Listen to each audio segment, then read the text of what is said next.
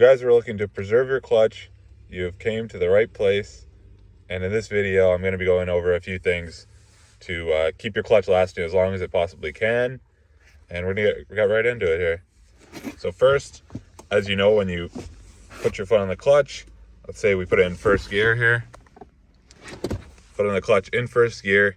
When you go to start off, like from a stop, you're going to start off, you want to obviously not just dump the clutch, you want to slowly release the clutch and give it a bit of gas as you're coming out.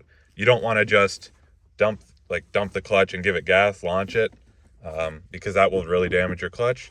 Another thing is, if you are in stop and go traffic, you don't want to just be in first gear and say you're in first gear and we're coming up to, a stop because it's stop and go. You want to make sure you always put the car back into neutral instead of keeping your foot on the clutch the whole time, riding the clutch, and it's in first gear. And then when you're ready to go, you just take off again like that, because that's riding the clutch, keeping your foot on the clutch that long. You want to put it back into neutral and then let your foot off the clutch and leave a bit of space in between the cars in stop and go traffic, and don't always creep forward. So the goal is to not be on the clutch unnecessarily longer than you have to. So when you're starting, obviously put it in first, and when you release it, get off of it. Don't stay on it too long. Don't hold it here. That'll ride it.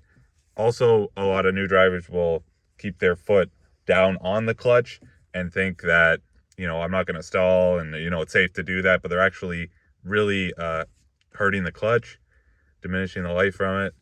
So you want to keep it basically in neutral as much as you can throughout, the process of having your manual car, but also be smart with your stop and go traffic, and always only put it in gear and hold the clutch when you have to. But if you're just stopped, make sure it's in neutral. And that is pretty much just a few tips on how to preserve your clutch. And that will be the end of this video.